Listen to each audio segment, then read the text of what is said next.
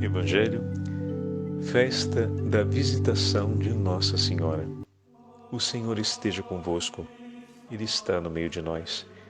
Proclamação do Evangelho de Jesus Cristo, segundo São Lucas. Glória a vós, Senhor. Naqueles dias Maria partiu para a região montanhosa, dirigindo-se apressadamente a uma cidade da Judéia. Entrou na casa de Zacarias e cumprimentou Isabel.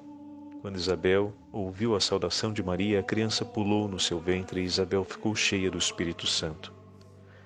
Com um grande grito, exclamou: Bendita és tu entre as mulheres e bendito é o fruto do teu ventre.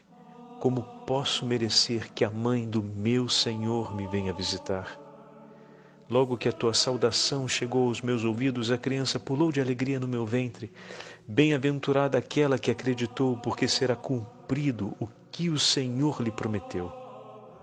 Maria disse: A minha alma engrandece o Senhor, e se alegrou o meu espírito em Deus, meu Salvador, pois ele viu a pequenez de sua serva. Eis que agora gerações hão de chamar-me de bendita. O Poderoso fez por mim maravilhas, e santo é o seu nome. Seu amor de geração em geração chega a todos que o respeitam. Demonstrou o poder de seu braço, dispersou os orgulhosos, derrubou os poderosos de seus tronos e os humildes exaltou. De bem saciou os famintos e despediu sem nada os ricos. Acolheu Israel, seu servidor, fiel ao seu amor, como havia prometido aos nossos pais, em favor de Abraão e de seus filhos para sempre. Maria ficou 3 meses com Isabel, depois voltou para casa. Palavra da salvação. Glória a vós, Senhor. Segunda-feira da 9ª semana do Tempo Comum. Hoje, festa da visitação de Nossa Senhora. Em nome do Pai, do Filho e do Espírito Santo. Amém.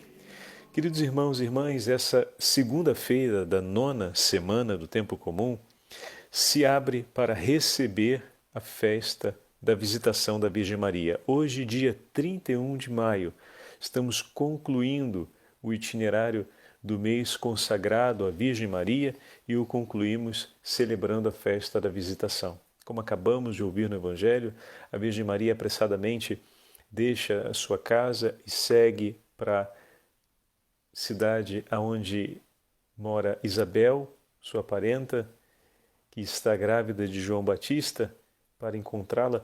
E vamos ter a alegria de hoje meditarmos acompanhando as palavras de Santo Afonso e de São Beda Venerável, que há poucos dias atrás tivemos a ocasião de celebrar a sua memória. Ele que escreve páginas belíssimas a respeito da Virgem Maria e das festas marianas, São Beda hoje nos ajudará a compreender um pouco mais o cântico do Magnífica, enquanto Santo Afonso nos guiará nessa sensibilidade da intercessão da Virgem Maria. E já começa por esse ponto aqui. Maria parte apressadamente para levar àquela família as graças de Deus. Ao chegar, ao entrar naquela casa, cumulou a família de Isabel das graças dos céus. E a partir dessa afirmação, Santo Afonso recupera a memória de Nossa Senhora das Graças e Nossa Senhora Medianeira de todas as graças em favor de cada um de nós, como nós vamos ver na narrativa. O padre queria fazer uma atenção particular ao início da nossa meditação para a primeira leitura de hoje. Meus irmãos e minhas irmãs, tenham como protocolo da vida familiar as palavras de São Paulo na sua carta aos Romanos, que hoje nós ouvimos. Irmãos e irmãs, o amor seja sincero, detestai o mal, apegai-vos ao bem, que o amor fraterno vos una uns aos outros com terna afeição, prevenindo-vos com ações recíprocas. Sede zelosos e diligentes, fervorosos de espírito, servidor sempre do Senhor, alegres por causa da esperança, fortes nas tribulações, perseverantes na oração.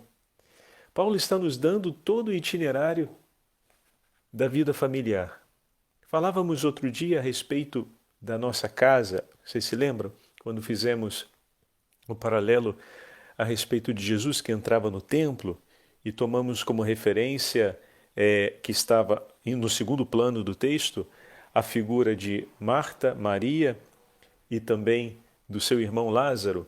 E falamos ali, fizemos ali uma detida meditação sobre aquilo que deve compor a nossa vida familiar e marcar, né? E o padre dizia, bom, o Evangelho nos entrega, e a Sagrada Escritura nos entrega, tudo aquilo que não pode faltar na nossa casa, para que a nossa casa seja a casa da caridade, né? Seja o templo da caridade, o templo onde Deus vem ouvido e acolhido. E ontem, na meditação sobre a Santíssima Trindade, falávamos sobre o ouvir e fizemos a meditação olhando para nosso Senhor, né? Para o Verbo Divino, como era muitas vezes citado pelos autores que partilhamos, que era Santo Irineu e Santo Atanásio, cujo tudo em seu coração, e no seu coração havia somente aquilo que o Pai havia falado, e tudo que o Filho realizava era para mostrar-nos o Pai e para levar todos aqueles que vinham até Ele a amá-lo sobre todas as coisas. E depois usamos as palavras de Santo Irineu e também as palavras de Santo Atanásio para vermos como esse movimento acontece no seio da Santíssima Trindade, para que o nosso coração então se torne como o coração de Jesus que ontem falamos e desse modo, pegando a imagem de Lázaro, nos tornemos também íntimos do Senhor, tendo aquela disposição do coração de Maria de tudo guardar daquilo que Jesus fala e a prontidão do coração de Marta de servir na caridade aqueles que amamos. São Paulo nos entrega hoje a primeira leitura. Socorrei os santos em suas necessidades, persisti na prática da hospitalidade, abençoai os que vos perseguem, abençoai e não amaldiçoeis. Olha, meus irmãos, assim a nossa casa, a nossa família se torna uma casa segundo o coração de Deus. Se torna um templo santo. Alegrai-vos com os que se alegram, chorai com os que choram. Mantende um bom entendimento uns com os outros. Não vos deixeis levar pelo gosto de grandeza, mas acomodai-vos às coisas humildes e simples. E com essas palavras, São Paulo recorda as palavras de nosso Senhor no Evangelho e nos orienta para que vivamos em família segundo o coração de Deus. E saber que a Virgem Maria visita a nossa casa e prontamente e apressadamente vem ao nosso encontro para poder nos cumular com as graças de Deus, é para que nós possamos viver cada uma dessas coisas que o apóstolo hoje nos propõe na primeira leitura. Então passemos a ouvir as palavras de Santo Afonso escrevendo sobre a visitação da Virgem Maria, para que o nosso coração se torne cheio de alegria no Senhor, pois a Mãe de Deus, onde passa, torna o coração de seus devotos cheios da alegria que vem do alto. Escreve Santo Afonso: feliz a casa onde entra a Mãe de Deus. Bem o experimentou a casa de João Batista. Apenas entra e cumulou a família toda de graças e bênçãos celestiais. É este o motivo porque a festa da visitação é também chamada de Nossa Senhora das Graças, pois por onde Maria passa, cumula os homens das graças que vêm de Deus. Olha que frase e que afirmação belíssima essa de Santo Afonso, que mais adiante ele irá colocar associada à imagem da pressa. Maria tem pressa em cumular de graças a cada um de nós. Agora, olhem com atenção, meus irmãos, essa percepção que Santo Afonso nos traz. Os primeiros frutos da redenção passaram, pois, pelas mãos de Maria. O primeiríssimo fruto foi a encarnação do Verbo, né? Agora, os primeiros, aqueles que vêm logo em seguida. Foi ela o canal pela qual foi comunicada a graça a João Batista, o Espírito Santo a Isabel, o dom de profecia a Zacarias e tantas outras bênçãos àquela casa. Foram estas as primeiras graças que sabemos, que temos notícia, terem sido distribuídas na terra pelo Verbo divino encarnado, pelo Verbo divino depois de sua encarnação. É muito justo e razoável crer, então, que Deus constituiu Maria o aqueduto universal, como diz São Bernardo, pelo qual, depois daquele tempo, passassem todas as outras graças que o Senhor quer distribuir-nos. Belíssimo isso, né? Sabe que a gente não tinha, eu pelo menos não tinha tentado ainda na sensibilidade para esse detalhe, que todas as graças, todas as primícias após o mistério da encarnação foram distribuídas a partir da presença da Virgem Maria. Fantástico isso.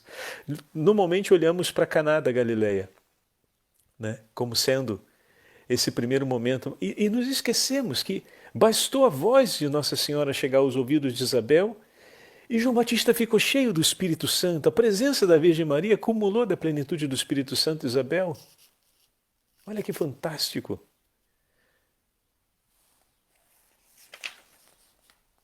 Sim, Maria é esperança nossa, e bem o sabemos, que todos os tesouros das divinas misericórdias estão em suas mãos. Santo Ildefonso escreve a respeito da Virgem Santíssima, dizendo: Senhora, as graças que Deus determinou fazer aos homens, determinou fazê-las todas por vossas mãos. E confiou-vos, por isso, todos os tesouros das graças do céu em favor da nossa salvação. E como não o faria, tendo confiado a ela o tesouro primeiro da nossa salvação, que é a própria encarnação do Filho de Deus? Escreve ainda Santo Afonso na continuação de sua meditação: avivemos, pois, cada vez mais a nossa confiança, ó devotos de Maria Santíssima, sempre que a ela recorremos pedindo-lhe graças. Para vivê-las, tenhamos sempre presente duas grandes prerrogativas que possui esta boa mãe. A primeira, em Maria, há o perene desejo de nos fazer sempre o bem. A segunda, o poder de conseguir do seu Filho tudo o que lhe pede em nosso favor.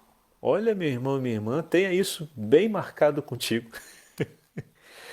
Não há outro desejo no coração da Virgem Santíssima que não seja o seu bem e o bem da sua família, o bem da sua casa.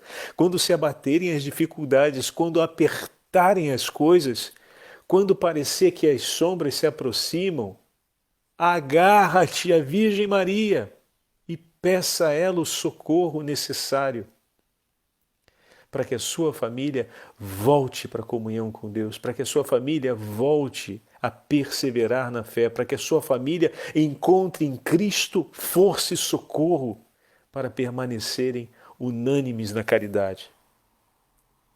Pois o desejo do coração de Nossa Santíssima Mãe não é outro senão fazer todo o bem que Deus deseja por nós. E a ela foi conferido o poder de conseguir de seu Filho tudo aquilo que lhe pedir.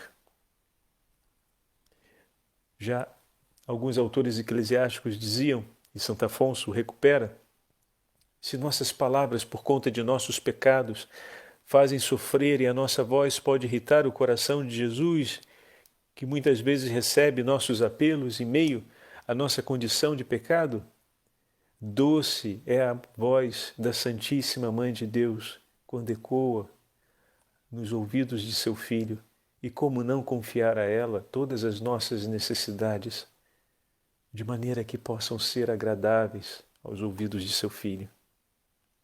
Continua Santo Afonso: quão vivo é o desejo do coração da Virgem Maria de nos ajudar. Uma simples reflexão sobre o mistério da presença festiva de sua visitação seria bastante para nos mostrar isso. Segundo Barônio e outros escritores, morava Isabel em Ain Carim, chamada por Lucas uma cidade de Judá. De Nazaré residia residência de Maria Santíssima a Ain Carim havia uma longa distância, conforme nos escrevem diversos autores eclesiásticos, a ser percorrida entre colinas e vales. Mas tamanha distância e demais incômodos da viagem não impediriam Maria, tenra e delicada donzela, desacostumada de semelhante fadiga, de pôr-se a caminho imediatamente. Impelida por quê? Por aquela grande caridade de que foi sempre cheio o seu terníssimo coração. Para ir começar desde então o seu grande ofício de dispensadora das graças do céu. Assim precisamente fala Santo Ambrósio a respeito da viagem de Maria para encontrar sua prima Isabel. Não foi Maria, diz o santo, para certificar-se se era exato o que lhe dissera o anjo sobre o estado de saúde e de gravidez de Isabel, mas, exultando pelo desejo de socorrer aquela casa, apressando-se pela alegria que sentia de fazer bem aos outros e toda aplicada àquele emprego de caridade, levantou-se e foi com pressa. Partiu apressadamente para cuidar e socorrer aquela família. Não só aquela família, meus irmãos, também a minha e a tua família. A Virgem Maria se apressa em socorrer. Se ela se levantou para ir ao encontro de Isabel e para ser socorro de Deus e graça infinita pelo bem daquela família, como não se apressa a Santíssima Mãe de Deus pela minha e pela sua família, diante de nossas necessidades? Note-se que o evangelista, quando fala da ida de Maria à casa de Isabel, diz que foi com pressa.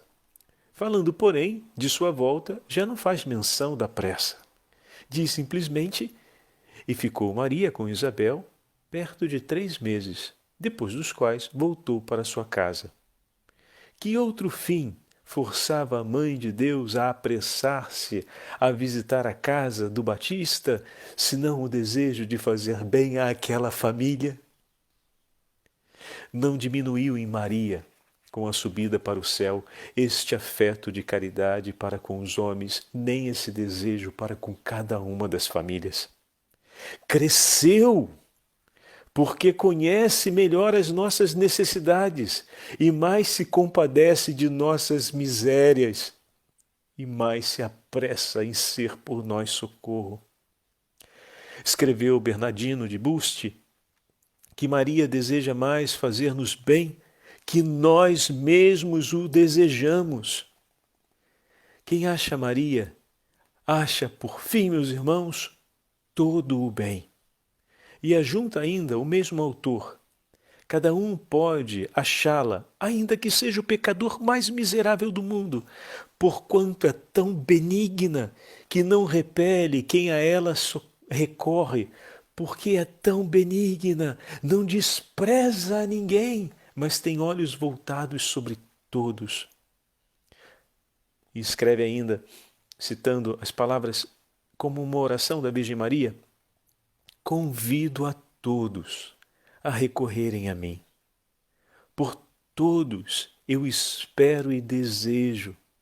Jamais desprezo algum pecador, pois por indigno que seja, quando vem pedir-me auxílio, sempre o socorro, pois o meu coração se faz auxílio e socorro junto a meu Filho por todos. Quem se volve a esta mãe, queridos irmãos, a encontra sempre propensa a dar-lhe socorro e obter-lhe qualquer graça de salvação eterna, com os seus poderosos rogos de intercessão. Há pouco ainda falei de seus poderosos rogos, não é verdade? Eis o segundo motivo que deve aumentar a nossa confiança em Maria Santíssima. Tudo quanto ela pede em favor de seus servos, obtém com certeza de Deus. Meditai na grande virtude que tiveram as palavras de Maria, pois a sua voz, apenas a sua voz, foi conferida a graça, apenas por sua voz foi conferida a graça do Espírito Santo, assim a Isabel como a João Batista, seu filho, segundo notou o evangelista. E aconteceu que apenas Isabel ouviu a saudação de Maria, logo o menino estremeceu em seu seio e Isabel ficou cheia do Espírito Santo. Segundo um texto atribuído a Teófilo de Alexandria, são os rogos de Maria um prazer aos ouvidos de seu filho Jesus. No parecer de São Germano, Jesus não pode deixar de ouvir Maria em tudo o que lhe pede, querendo nisto quase obedecer-lhe como sua verdadeira mãe. Como um filho obedece à mãe, né? Prontamente. Que delicado. Por isso, diz o santo, esses rogos têm certa autoridade sobre Jesus Cristo, de modo que esta mãe obtém o perdão ainda aos maiores pecadores que lhe se recomendam. A prova disso acha São João Crisóstomo naquilo que aconteceu nas bodas de Caná. Pediu Maria a seu filho o vinho que faltava, mas apesar de que o tempo para os milagres não fosse ainda chegado, como explica bem São João Crisóstomo em seu texto, o Senhor atendeu a sua mãe e mudou a água em um vinho muito saboroso. Não apenas fez o pedido de sua mãe, mas o fez com a excelência do seu coração. O vinho bom foi separado.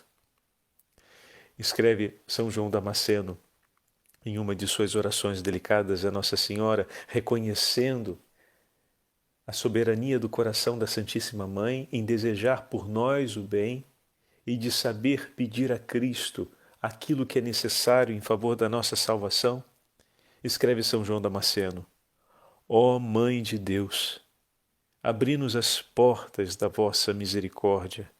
Rogai sempre por nós, ó Senhora Santíssima, pois são vossas preces a salvação de todos os homens. Recorrendo a Maria, o melhor será pedir-lhe que rogue por nós e nos obtenha aquelas graças que reconhece mais convenientes à nossa salvação, pois, ainda que compreendamos o que é necessário, ninguém melhor do que a Virgem Santíssima para compreender aquilo que se faz necessário pela nossa salvação. Fantástica! As palavras de Santo Afonso falando sobre a visitação, essa particularidade das premissas, dos primeiros dons concedidos e, ao mesmo tempo, a prontidão da Virgem Maria em cuidar de nós e das nossas famílias, é algo que deve nos ocupar no dia de hoje, na nossa oração, na nossa súplica de intercessão à Virgem e, ao mesmo tempo, na nossa renovação de fé diante de tamanho dom e tesouro que o Senhor nos concedeu. Para concluirmos, divido com vocês o texto de São Beda Venerável, da Liturgia das Horas de hoje, que nos fala a respeito da oração da Virgem Maria do Magnífica. Minha alma engrandece o Senhor e exulta meu espírito em Deus, meu Salvador. Com estas palavras, Maria reconhece, em primeiro lugar, os dons que lhe foram especialmente concedidos. Em segundo, enumera os benefícios universais com que Deus favorece continuamente todo o gênero humano. Engrandece o Senhor a alma daquele que consagra todos os sentimentos de sua vida interior ao louvor e ao serviço de Deus. E pela observância dos mandamentos, revela pensar sempre no poder da majestade divina. Estão vendo como o coração da Virgem Santíssima é igual ao coração de Jesus? Aquilo que falávamos na festa da Santíssima, na solenidade da Santíssima Trindade, a respeito do coração do Verbo Divino, é idêntico ao coração de Maria. Exulta em Deus, seu Salvador, o espírito daquele que se alegra apenas na lembrança de seu Criador, de quem espera a salvação eterna e recolhe as palavras. Embora estas palavras se apliquem a todas as almas santas, adquirem, contudo, a mais plena ressonância ao serem proferidas pela Santa Mãe de Deus. Ela, por singular privilégio, amava com perfeito amor espiritual aquele cuja concepção corporal em seu seio era causa de sua alegria e alegria para todo o gênero humano. Com toda razão, pôde ela exultar em Jesus, seu Salvador, com júbilo singular, mais do que todos os outros santos, porque sabia que o autor da salvação eterna havia de nascer de sua carne por um nascimento temporal, e sendo uma só e mesma pessoa, havia de ser ao mesmo tempo seu Filho e seu Senhor. O poderoso fez em mim maravilhas e santo é o seu nome. Maria nada atribui a seus méritos, mas reconhece toda a sua grandeza como o dom daquele que, sendo por excelência poderoso e grande, costuma transformar os seus fiéis, pequenos e fracos, em fortes e grandes. Logo acrescentou a Virgem Santíssima, e santo é o seu nome. Exorta assim os que a ouviam, ou melhor, ensinava a todos os que viessem a conhecer suas palavras, que pela fé em Deus e pela invocação do seu santo nome, também eles poderiam participar da santidade divina e da verdadeira salvação. É o que diz o profeta: então todo aquele que invocar o nome do Senhor será salvo. É precisamente este o nome a que Maria se refere ao dizer: exulta meu espírito em Deus, meu Salvador. Por isso se introduziu na liturgia da Santa Igreja o costume belo e salutar de cantarem todos, diariamente, este hino na salmodia vespertina, na oração das vésperas, que os sacerdotes, os religiosos que se consagraram, mas também os leigos são chamados e podem realizar a oração da liturgia das horas. O padre, por exemplo, está lendo agora um trecho do ofício, mas a oração da tarde se chama oração vespertina e nela se canta o hino do Magnificat solenemente. Todos os dias a igreja o canta. Voltando ao texto. Assim que o espírito dos fiéis, recordando frequentemente o mistério da encarnação do Senhor, se entregue com generosidade ao serviço divino e lembrando-se constantemente dos exemplos de Maria Santíssima, Mãe de Deus, se confirme na verdadeira santidade. E pareceu muito oportuno que isso se fizesse na hora das vésperas, para que nossa mente, fatigada e distraída ao longo do dia por pensamentos diversos, encontre o recolhimento e a paz de espírito ao aproximar-se o tempo do repouso na companhia da Santíssima Virgem Maria. O Senhor esteja convosco, Ele está no meio de nós. Pela intercessão de São Beda Venerável, de Santo Afonso, e da Santíssima Mãe de Deus, Rainha do céu e da terra, abençoe-vos o Deus Todo-Poderoso, Pai, Filho e Espírito Santo. Amém.